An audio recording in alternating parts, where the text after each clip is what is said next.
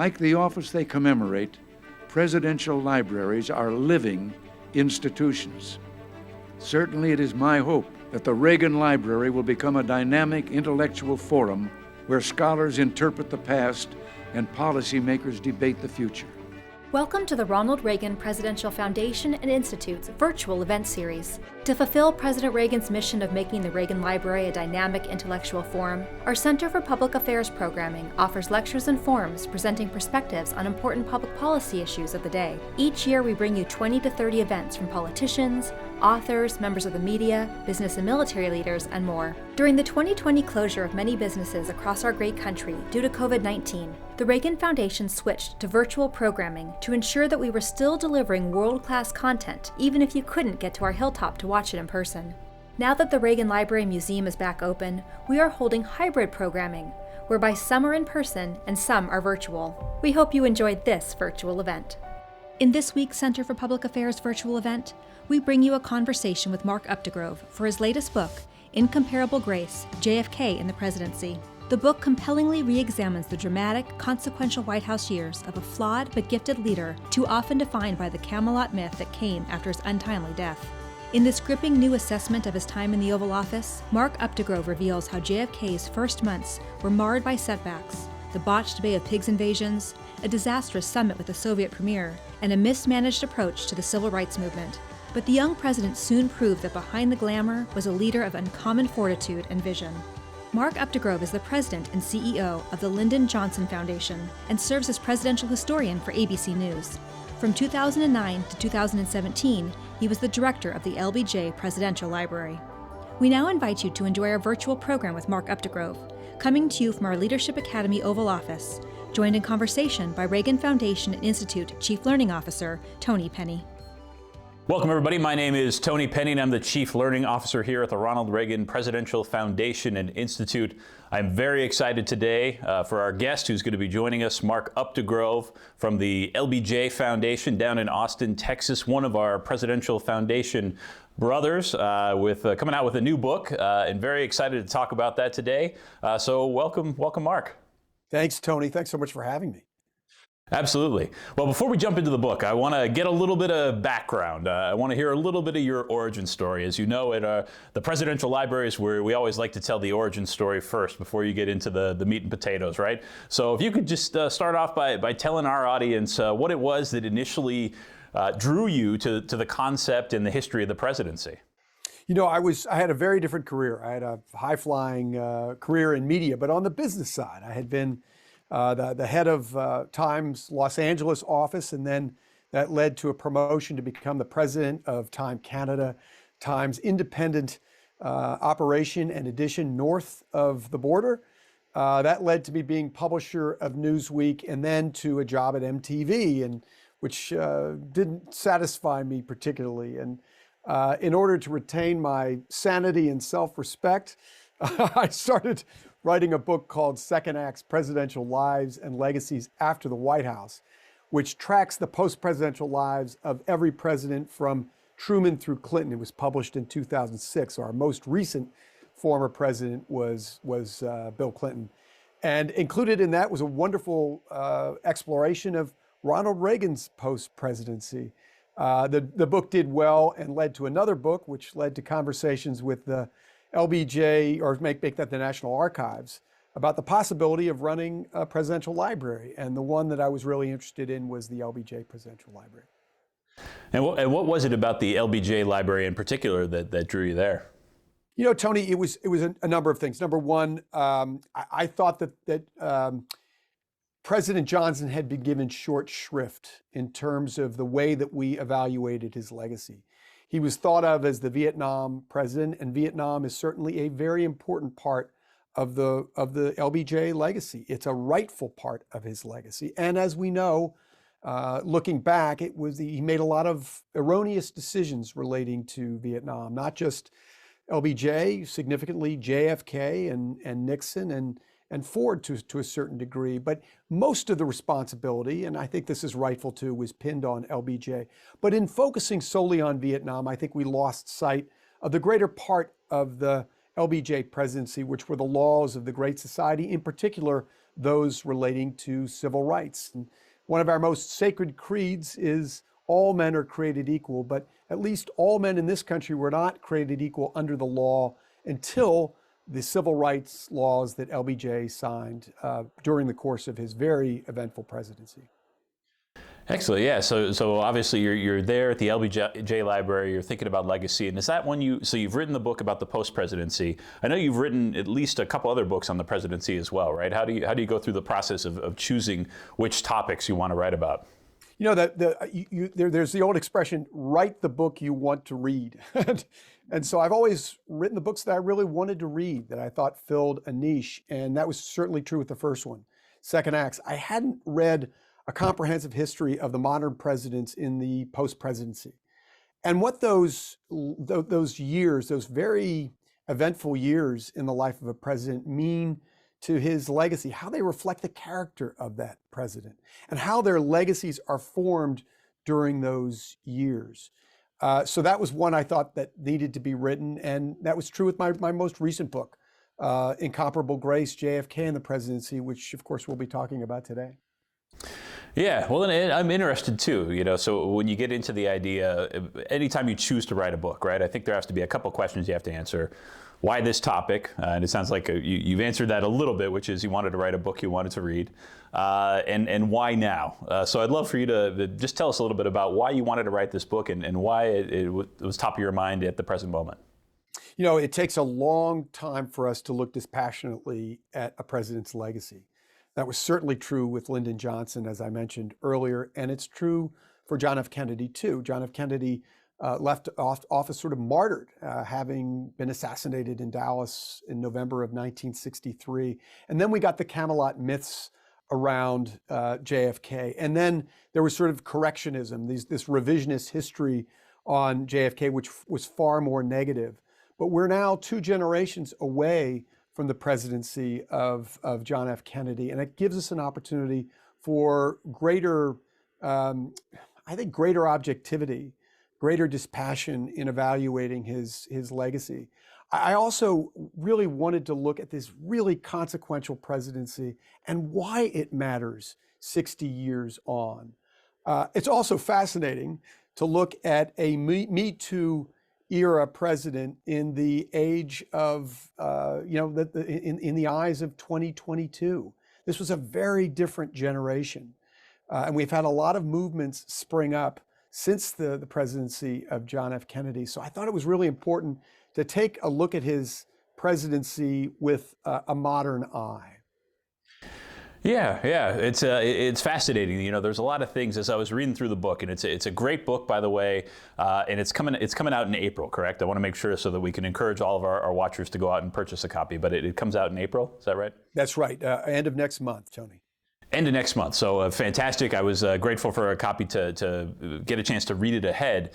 But yeah, I mean, one of the things we think about with presidential legacy is that idea that each presidential legacy is always constantly going through a process of reinterpretation, right? Every decade or generation or so has a different interpretation. That's why, Abraham Lincoln, 16,000 books about him, right? We are constantly reinterpreting the legacy of our most consequential presidents.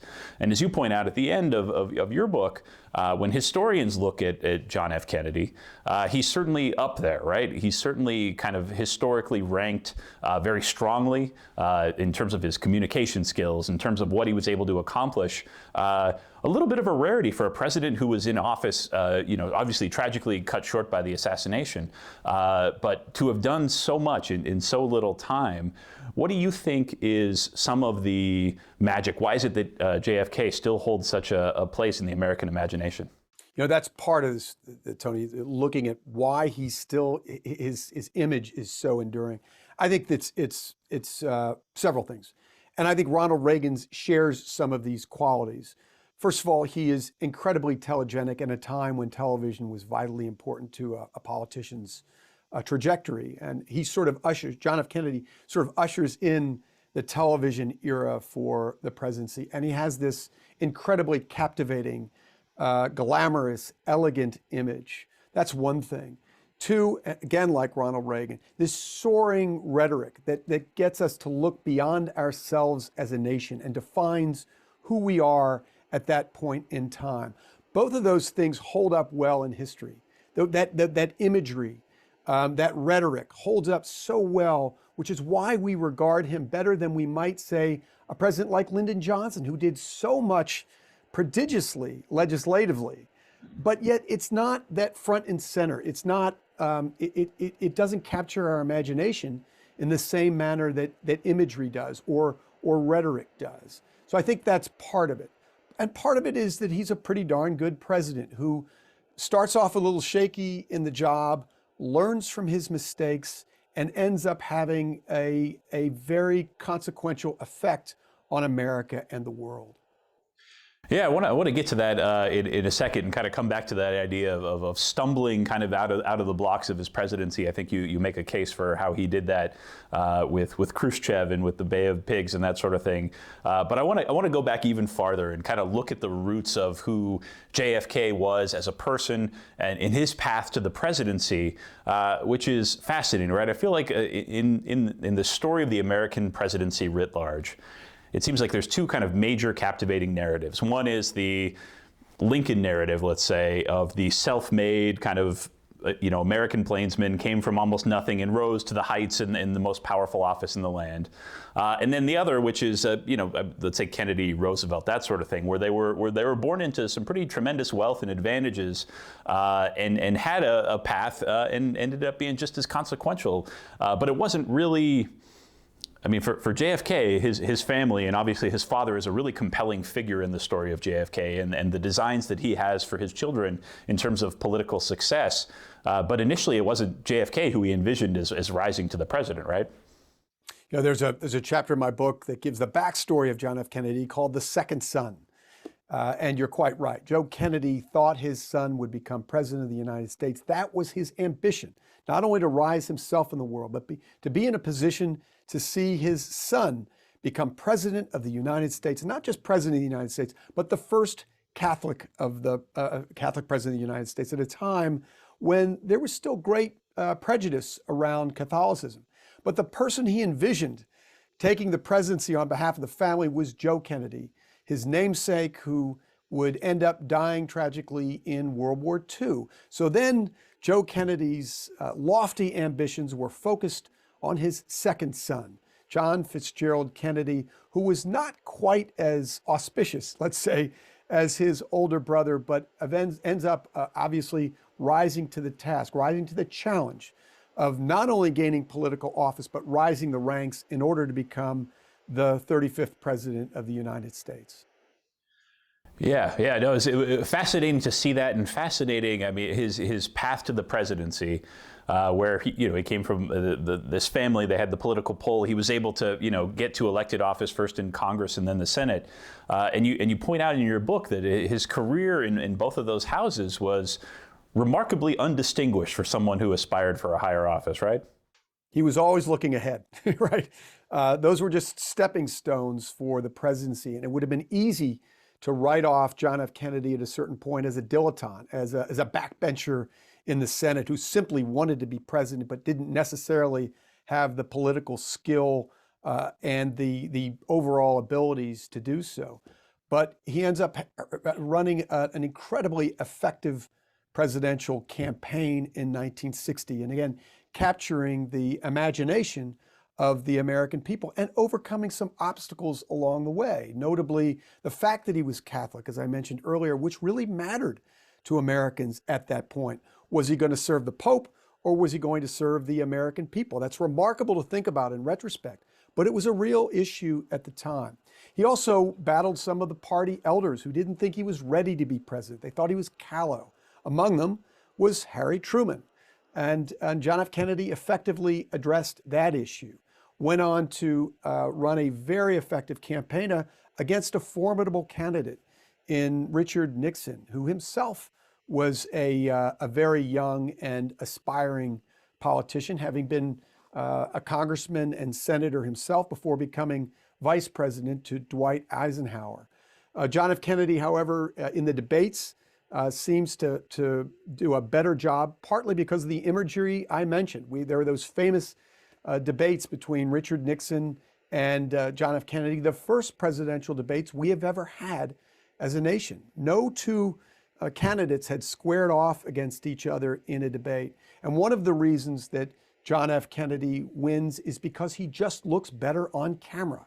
He's far more telegenic than the pallid Richard Nixon, who is, has a 5 o'clock shadow and just doesn't come off particularly well. But if you listen to those, to the substance of the debate, the candidates are remarkably similar on the issue. So John F. Kennedy and Ronald Reagan, to an extent, are perfect examples of how image matters in the presidency. Yeah, that is a pretty big shift in the way that presidents use, or that mass communication plays a role in the presidency, right? If you look through the history of the country, in the early days, we had the printing press, and if George Washington writes his farewell letter, and it takes weeks at some points for it to get out to different parts of the country. Abe Lincoln with his speaking, FDR obviously with the radio, and JFK really the pioneer in using television effectively. In fact, you point out, you think about some of these, the presidents who have the reputation as being the very highest level of presidential communication. Certainly JFK is among them, Lincoln, Roosevelt, Reagan, those sorts of things. He used TV in a different way to reach out to the American people, right? You talk a little bit in the book about some of his Oval Office addresses and how he used that to his advantage, both to kind of garner public support and legislatively as well. That's exactly right, Tony. And if you look at the great politicians of our times, they're the great communicators. And the great communicators understand how to harness the power of the mediums of their time.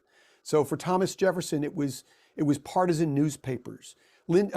Abraham Lincoln understood the fledgling art of photography and how that could help his campaign. So he understands how icons, pictures of him, can boost his presidency. Of course, Franklin Roosevelt understood the power of radio, using it through the course of his incredibly important presidency in the depths of the Depression, with the fireside chats, talking to the American people as though he was in their living room, which was incredibly effective. And then you get John F. Kennedy understanding the power of television. Of course, President Reagan did so as well, used the media masterfully to get their message through. You could say the same thing about Donald Trump and Twitter. He understood the power of social media and harnessed it to get his message directly out to the American people. Yeah, and we see this, pretty pressingly. So we talked a little bit about the election, and he narrowly beats out Nixon, one of the closer elections in American history, but he wins by, 118,000 votes or so, roughly. Takes office, and his inaugural address, it really, his kind of introduction to the country and his outlaying of his vision, arguably one of the most powerful and insightful and probably quoted inaugural addresses in American history. What's your assessment of the way he initially takes the presidential stage? It's really interesting because, as you mentioned, he wins the presidency in a whisper. It's less than 1/10 of a percentage point of the American vote that gives the presidency to John F. Kennedy over Richard Nixon. So a very narrow margin, with some voting irregularities both in Illinois and in Texas. Richard Nixon concedes the election. John F. Kennedy goes on to the presidency and, of course, makes that searing inaugural address. And I keep on using the phrase, he captured the imagination of the American people, but it is certainly true with his inaugural address. And to a certain extent, he captures the imagination of the world. There's wide praise for his address going forward. And again, it gets Americans thinking about something beyond themselves. The most famous line of that address is, ask not what your country can do for you, ask what you can do for your country. And that fires the imagination of so many people throughout our nation, including those on the front lines of the civil rights movement, which was one of the themes of the book, how John F. Kennedy faces that as one of the crises in his presidency. But it's very telling, given the fact that there's this incredibly narrow victory in the presidency, that shortly into his tenure in office, after he suffers the Bay of Pigs crisis, this failed incursion of Cuba to oust Fidel Castro, the dictator Fidel Castro, his approval rating is an astounding 83%. He has the American people rallied around him such that even when he fails, shortly into the course of his, at that point, very turbulent presidency, the American people are behind him. He would never see his approval rating go above 83%. So Americans were united in supporting this young, callow, but aspiring president. Yeah, it was amazing when I read that and thinking about the way that presidential polling looks now, right? I mean, if you're doing a good job as president, you might get in the 50s, right? It seems like in the present day, and that at any given moment, at least half the country is going to disapprove of what you're doing. And here, post Bay of Pigs, JFK had failed pretty embarrassingly on a national and international stage. But it was interesting to see that he was not afraid to take responsibility for that. If you look at his remarks afterwards, and you pointed out that he didn't try to point the blame and blame his advisors or anything, even as a young, relatively inexperienced president, he accepted responsibility. Do you think that's one of the things that endeared him to the American people? I think it probably helped at that moment in time. One of the things he says, as you know, is a good idea has many fathers, but a bad idea is an orphan. But at the end of the day, like Harry Truman, he told the American people that the buck stopped with him. And in taking responsibility, I think Americans were willing to forgive him. And that's really essential in him going forward in his presidency. As you know, from having read the book, Tony, there are a couple of other stumbles that he makes, and it emboldens his Soviet adversary, Nikita Khrushchev, and leads to one of the most dangerous moments in humankind with the Cuban Missile Crisis. Yeah. Well, you also talked about, him meeting up with Khrushchev in Vienna and Khrushchev essentially kind of running over him, right? And some of the criticisms that Kennedy faced, and you talk about how President Eisenhower was worried that, they were electing essentially a schoolboy to come in and try and deal with these tough Russians. And at first, especially in that first year of his presidency, it looked like they were right about him, right? That he might not be up to the task of managing, this massive kind of existential threat in Soviet Russia. That's exactly right. And as you know, I start the book with this vignette after this summit that the entire world is watching. Almost, it's like two heavyweights having having a bout over the heavyweight crown. You've got the Soviet leader and the American leader talking at a time when the Cold War was at its height. And after these series of meetings where he gets just routed by Nikita Khrushchev, he goes back to the U.S. Embassy in Vienna, and he has this incredibly frank conversation with Scotty Reston from the New York Times. And he admits to being savaged, those are his words, savaged by Nikita Khrushchev. And he realizes that as long as Khrushchev has this image of him as weak and ineffective, it's going to embolden Khrushchev. So John F. Kennedy sees this coming after this poor performance in Vienna.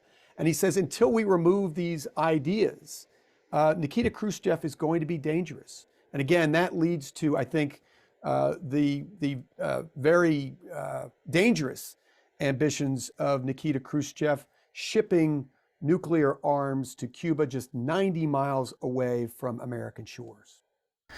Yeah, and I think when you talk about the title, and this is one of the places where I really see the title coming through and the grace of Kennedy. You mentioned that he really lost faith with some of his military advisors during the Bay of Pigs. And as he gets closer and he's getting a lot of advice, it seems like during the Cuban Missile Crisis, that the solution is to go in and invade Cuba and put a stop to it. He's almost on an island where he is determined to have a peaceful solution, and he insists on this blockade.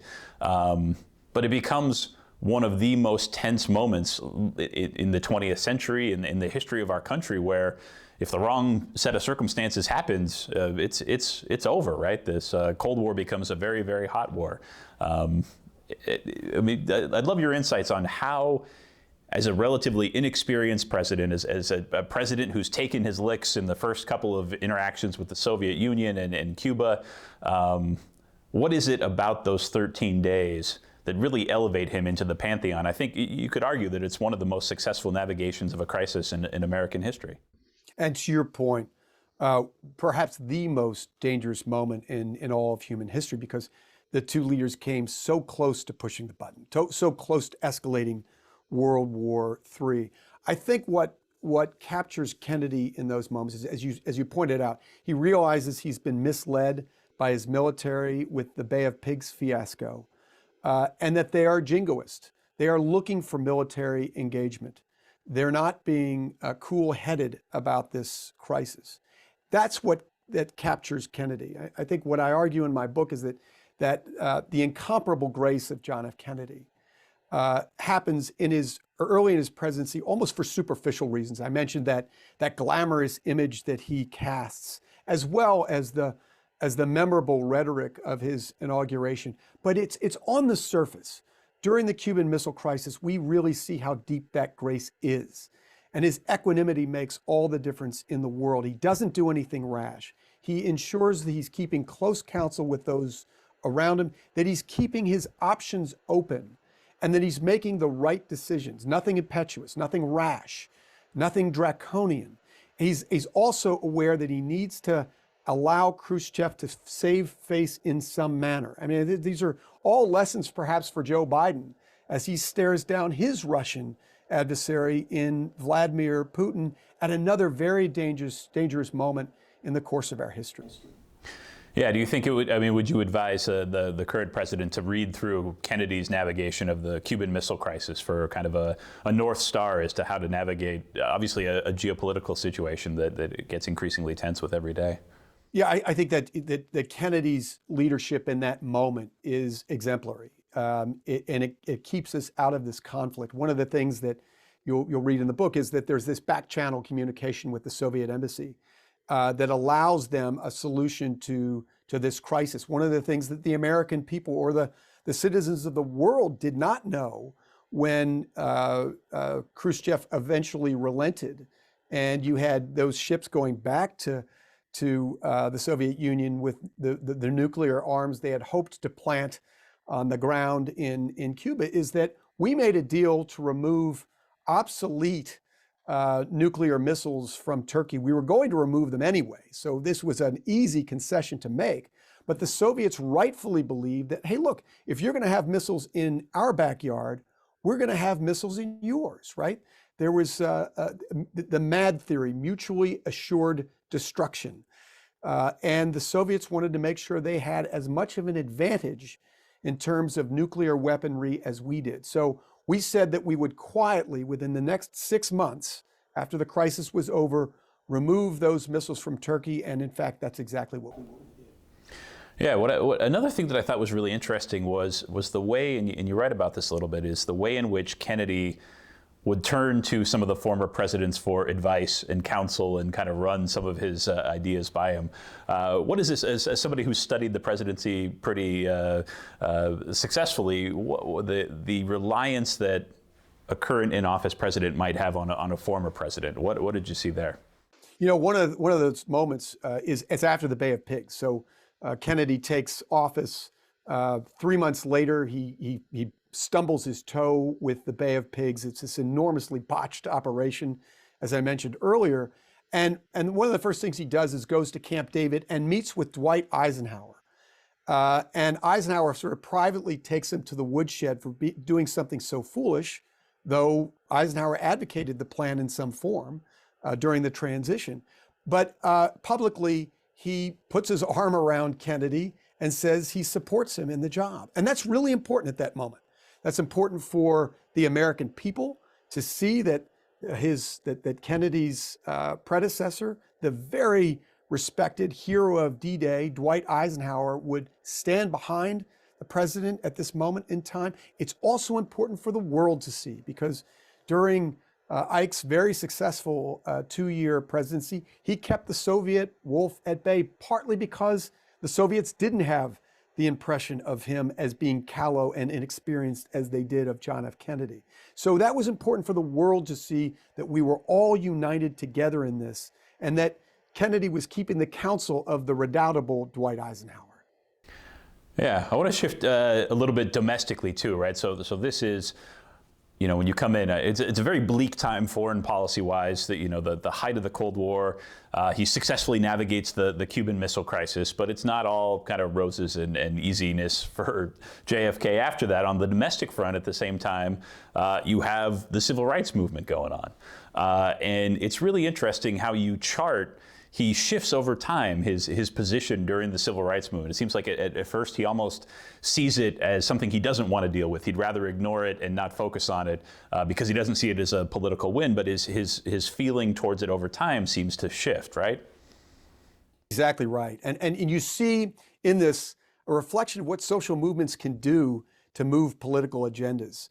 I don't think we have civil rights but for the civil rights campaign of Martin Luther King and these what he called direct action campaigns in various places that show the American people virulent prejudice and bigotry and what Jim Crow looks like essentially to those people of color living in the South. So there are a number of campaigns that occur. We have the Freedom Riders riding through the Deep South on buses, Capitol Trailways and Greyhound buses throughout the course of the spring and summer of 1961, trying to integrate buses at that time and meeting with fierce resistance by bigots and others who were resisting integration. And John F. Kennedy reacts to that. We then have James Meredith trying to enroll, which he was able to do legally, at the University of Mississippi, Ole Miss, and the resistance that comes there. And then we have the civil rights campaign in Birmingham, Alabama, and the governor of Alabama, George Wallace, standing in the doorway to prevent integration at the University of Alabama. All this stuff is pushing Kennedy further and further to take real action, substantive action on civil rights, which ultimately he does.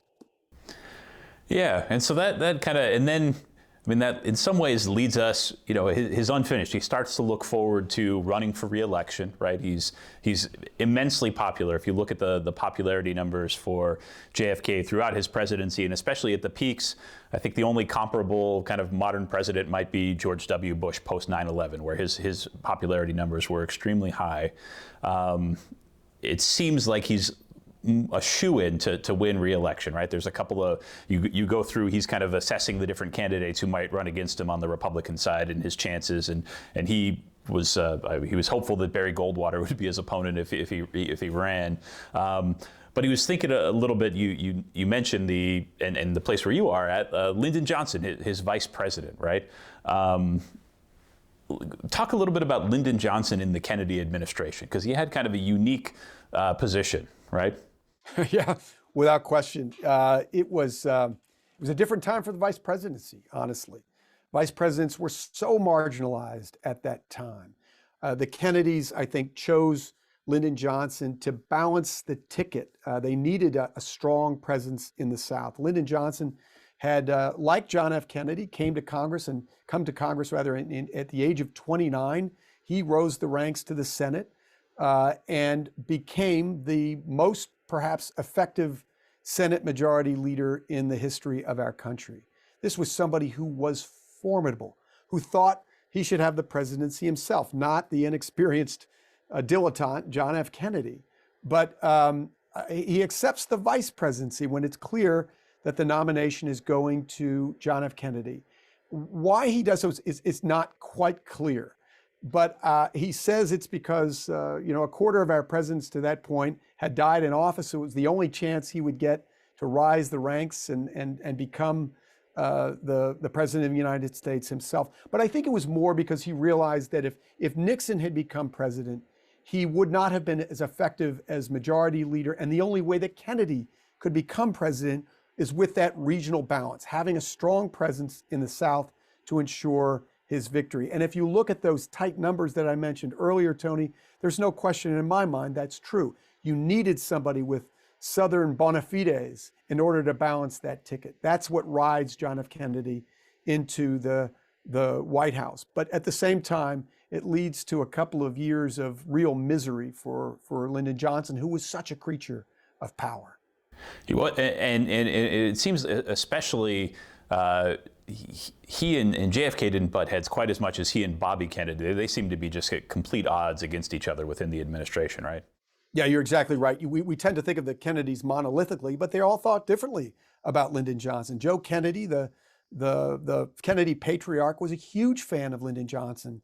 The only way he thought his son should accept the vice presidency, if it were offered to him in 1956, was if the presidential nominee for the Democrats was Lyndon Johnson. He even offered to finance the campaign. Ted Kennedy was a big fan of Lyndon Johnson. Bobby Kennedy, on the other hand, was not a fan, and that was that mutual contempt was reciprocated by Lyndon Johnson. The two were just fundamentally opposed to one another.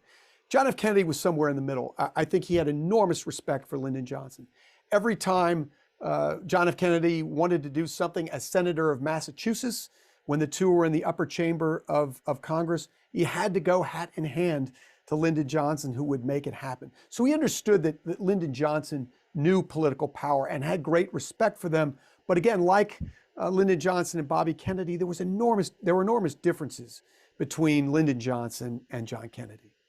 Yeah, and Johnson was not really, I mean, if you think about, Truman when he was vice president to Roosevelt, and he assumes the presidency after Roosevelt dies and doesn't even know about the Manhattan Project, right? I mean, was Lyndon Johnson that far away, or it seemed like he was a little bit closer than maybe the Truman vice presidency? Truman was vice president for such a short period of time, but I believe he only met with Roosevelt twice. In the capacity of vice president. Lyndon Johnson was there through a lot of the presidency. In fact, in all the major meetings, except for one surrounding the Cuban Missile Crisis, Lyndon Johnson was a part of the caucus, part of those who were advising President Kennedy. But at the same time, because Bobby Kennedy had such an outsized presence in the Kennedy administration, was without question, his brother's closest advisor, Lyndon Johnson, as a consequence, was put to the side. And if it were up to Bobby Kennedy, would have been cast out altogether. Yeah. Well, and one of the parts of Johnson's portfolio was NASA, which becomes a huge metaphor. I think, a lot of the times when people think about JFK, they think about his inauguration, they think about the Cuban Missile Crisis, and often they'll also think about this concept of moonshot, right? And this Kennedy going out. The Soviets obviously are in the lead in space. They're putting men into orbit. America feels behind. It's it's dangerous to be second in a race like that, in the technological implications. And he almost wills us to the moon, right? I mean, it's just an amazing kind of example of his vision for the future. Yeah, he goes to Rice University and makes this rousing speech about why the moon is important to us. We choose the moon, he says. We choose to go to the moon. This is what Americans do. And it's a stunning example of how a president can use the bully pulpit to get Americans rallied around him. As I mentioned, he did that so effectively in his inauguration speech, but he does so really well at Rice University too. And he tells Americans why it matters to go to the moon at that moment. But as you point out, Tony, he has Lyndon Johnson working behind the scenes to make the dream become a reality. Lyndon Johnson had been a proponent for the creation of NASA while he was Senate Majority Leader, working with the Eisenhower administration after Sputnik went out, increasing fears among Americans that the Soviets would dominate space and would have this technological advantage over us. So when Kennedy becomes president, it is very clear that the Soviets are ahead in the space race, and we have to leap forward. And so when he says we choose to go to the moon and says that we will do so before the end of the 1960s, that is an incredibly bold promise to the American people. And Kennedy should get due credit for it. He's really putting himself out on a limb there because he knows at that point the Soviets are way ahead of us, and he doesn't know at that point how we're going to leapfrog them in order to gain advantage with our space program. One of the things that Lyndon Johnson tells Kennedy is that we can do it. He looks into this issue and comes back with a comprehensive memo that says, you know what? We can do it. We can send a man to the moon if we take these steps. And John F. Kennedy sounds the message to the American people and the world. Yeah, and those steps are pretty consequential. I remember when I was reading through your book, $28 billion invested, and literally hundreds of thousands of employees and contractors who made that happen, right? This is a big deal. This is, we hear about the moonshot today around cancer. It was that daunting to get to the moon, just as it's daunting to cure cancer, which is so formidable, so intractable ostensibly. It was that daunting for us to go to the moon. And if you look at the failed space shots from NASA to that point, you realize how truly courageous it was for Kennedy to say that it was even remotely possible for America to get there first. Yeah, I want to nerd out a little bit, Presidential Foundation and history with you.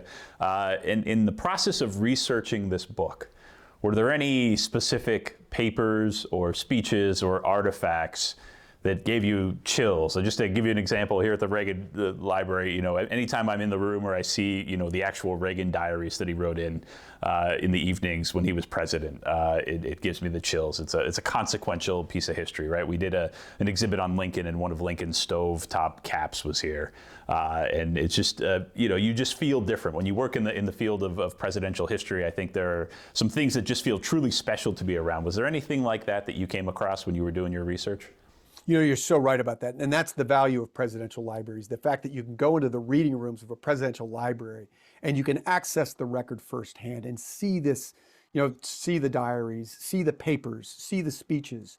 That's incredibly advantageous for an historian to understand the moment contemporaneously. But one of the things that really sent chills down my spine, Tony, was I was at the home of Doris Kearns Goodwin, and her husband, Dick Goodwin, had been a speechwriter for John F. Kennedy, would go on to be a speechwriter for Lyndon Johnson, perhaps the most important speechwriter of the 1960s.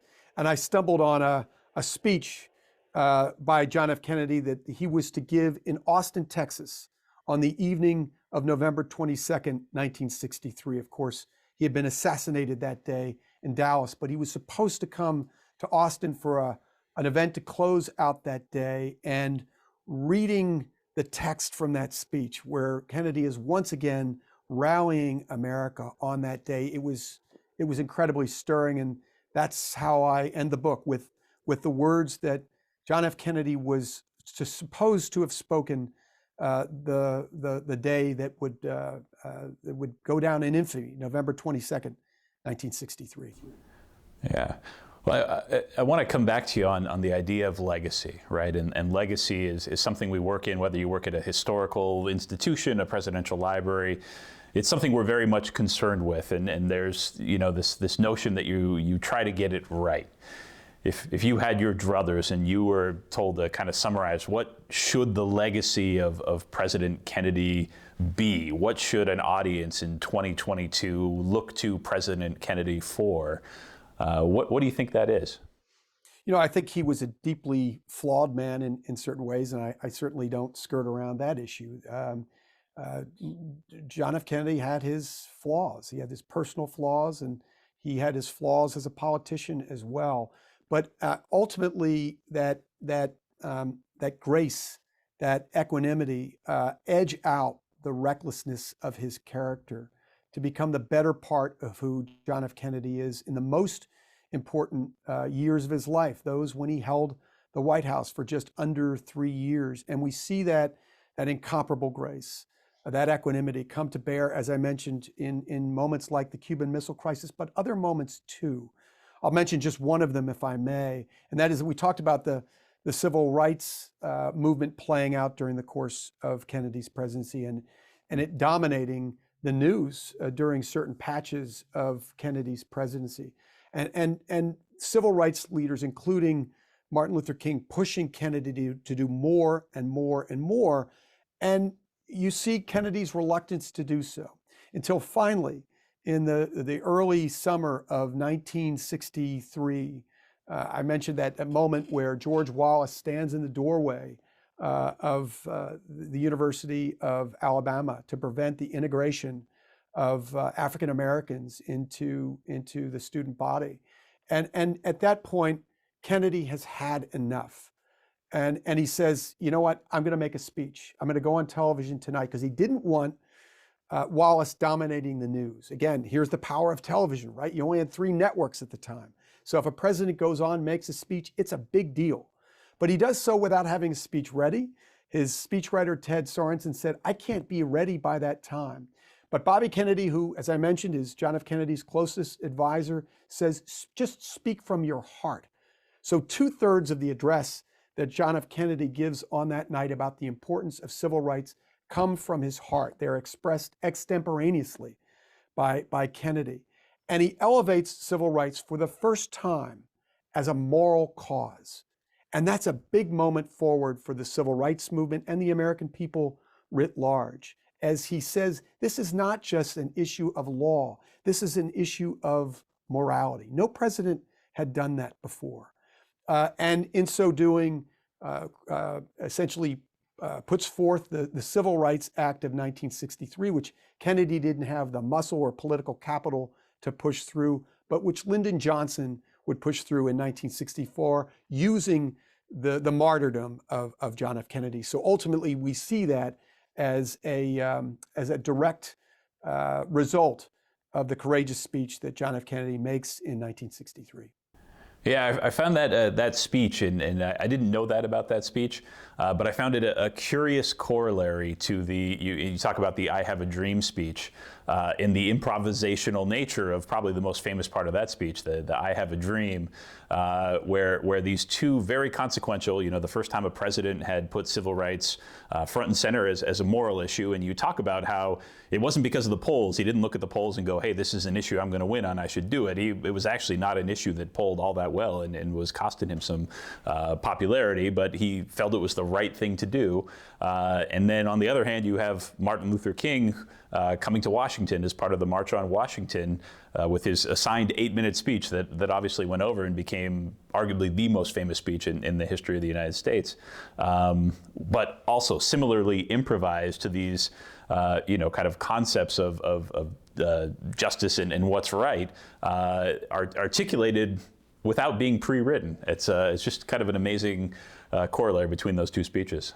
You're exactly right. And it's amazing to think that Martin Luther King was given just 8 minutes to sound his message about civil rights during the March on Washington in August of 1963. He gets up on the platform, Martin Luther King, and he starts giving this planned speech, and it's good, but it's not great. And then somebody in the King contingent yells out, "Tell him about the dream, Martin. Tell him about the dream." In various speeches that Martin Luther King made in Baptist churches throughout the South during the course of the Civil Rights Movement, he talked about this dream, that his children would be judged by the content of their character and not the color of their skin, and this elaborate dream that he had that essentially amounted to full equality for all Americans under the law. And so at that point, he begins, essentially the speech becomes a cut and paste job. He's cutting it from speeches that he has made before, just directly from his heart, and he pours out his soul to the American people. And that's how we get that famous I Have a Dream speech. Yeah, I thought it was a nice moment where you talk about, after having given the speech, Kennedy greeted the folks who had been part of the speakers at the march, and Martin Luther King walks in, and JFK just kind of looks at him and goes, "I have a dream," and shakes his hand. It was just a very interesting moment, because I know he had some reservations, at least initially, about Dr. King and what his purpose was in kind of leading that, right? I think you're exactly. He had reservations about the movement that King was waging. He thought it was going to compromise the foreign policy vision that he had. It would show the world, and particularly the Soviet Union, that we're not a stable country, right? That we had this racial unrest. And as long as that remained on the front page of the newspaper, that the Soviets could say, you know what, you don't have a better system than we do. So that he was not encouraging of the civil rights movement. In fact, quite the contrary, he was discouraging of the civil rights movement, as was Bobby Kennedy as Attorney General. And when the March on Washington is being planned, John F. Kennedy asks the civil rights leaders who put it together not to do it. He's afraid there's going to be unrest. He's afraid it's going to end badly. And in fact, just the opposite happens there. It ends magnificently, particularly with the rhetoric of Martin Luther King. And as you said, Kennedy is watching very, very eagerly at the White House. He has great interest in what happens there that day. And as King is making the speech, he said, well, this guy's really good. And when he comes to the White House with the other civil rights leaders who participated that day, including John Lewis, he shakes his hand and says, I have a dream, commending him, tipping his hat to Martin Luther King. And that's a pretty major tip of the hat from John F. Kennedy, this great speech maker himself, to Martin Luther King. Yeah. Are there any new kind of nuggets that you hadn't seen before that you uncovered in your research that you think your readers might find interesting in the book? You know, a few, Tony. One are those papers of Dick Goodwin, which Doris Kearns Goodwin was kind enough to share with me. So there are a few nuggets from those. Also, there was one of my dear friends was Hugh Sidey. Hugh Sidey was the great president watcher for Time magazine, covered every president from John F. Kennedy through George W. Bush. In fact, he was a good friend of Ronald Reagan's. Ronald Reagan had enormous respect for Hugh Sidey and vice versa. And Hugh became a dear friend of mine when I was at Time magazine. We did a program together called Time and the Presidency. And so I was able to look at some of the records of Hugh's time at Time magazine and use some of those. I was also able to talk to Hugh. I mean, Hugh died in 2004, but I took notes around some of the conversations that we had, and he knew John F. Kennedy probably better than any president he had covered. In fact, there was a very memorable scene where Hugh was with Kennedy on one of those 13 days of the Cuban Missile Crisis. They went skinny dipping in the White House pool, and Hugh had a wonderful anecdote about that. But those insights into John F. Kennedy during those very perilous moments from Hugh Sidey, who was there, really helped me understand Kennedy a little better as well. Yeah. Well, we're running out of time, and I want to give you a chance for everybody who's watching. One final appeal. Why should they get this book, and then where can they go get it? Well, you can get it anywhere that fine books are sold. But I think that, again, this is the book. I've read a lot about John F. Kennedy. What I didn't really get from those books was just a really crisp, dramatic narrative take on what this presidency looked like and what it means, particularly in the light of 2022.